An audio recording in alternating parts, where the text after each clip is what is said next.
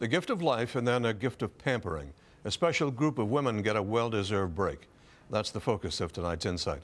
And here's Deb. Tony, thousands of people are waiting for transplants in this province. The list is so long and the donors so few. The sad truth is that some people die before a match can be found for them. For those who are lucky enough to get a new lease on life, their recovery is still exhausting, both physically and emotionally. But this week, some transplant recipients got a much-needed break. Linda Aylesworth has their story. Once in a while, everyone deserves a day of pampering. A little bit of a highlighter on your cheekbone. It's something that's especially nice when someone else arranges and pays for it. I've never done anything like this before in my life and ever. Just fun day. So yeah, it's nice that they're doing this for us. That these women are alive to enjoy this day is because each has received a solid organ transplant. After years of struggling to survive life-threatening illnesses, a day of luxury is just what the doctor ordered. It's a splurge few could afford, if not for the generosity of others. A lot of time these women have been out of the workforce for a number of years. So, they don't have the skills to re-enter the workforce and to get jobs that can pay them enough to support themselves. It was Shelley, a transplant social worker at Vancouver General, who came up with the idea, but she needed generous partners to make it work, like Nancy, who co-owns this salon. We thought that the best way to help our community is through doing hair. Yeah, and this is a small token compared to what everybody's been through.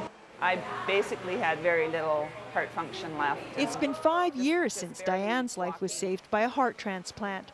Her own heart, which was sliced into layers to reveal how much of the muscle had atrophied, leaving a large gaping hole in the middle, was barely sustaining her.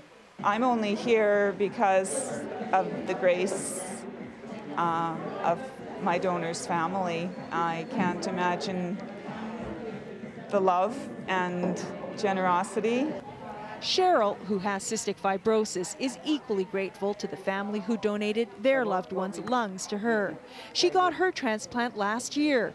Now, after a lifetime of struggling to breathe, she has much to be grateful for, including the new friends she's made today. It's been great for all the women to get together and have the camaraderie and discuss what we've all been going through, and it eases the load a little bit of what everybody's gone through. This is the first annual. And yeah, we hope to do it again and give these women an opportunity to get together again and to feel good about themselves. It is the people who could not be here today who deserve the biggest thanks, the organ donors.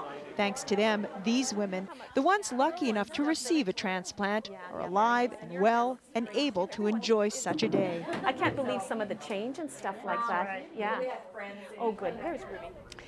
It's difficult to say exactly how many people are in need of organ transplants. Hundreds of people aren't even on the list yet. But here are some of the latest statistics available from the BC Transplant Society. So far this year, the majority of transplants have been kidneys, 17 from deceased donors and 15 from living donors. There are 220 people registered on the waiting list. 9 people have received a liver transplant from a deceased donor. 25 remain on the waiting list. 3 heart transplants have taken place this year. 8 people are still waiting.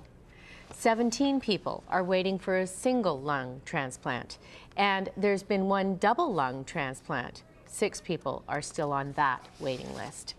There are more than 705,000 people registered to be an organ donor. The need, obviously, though, far outweighs the number of organs that are available for transplant.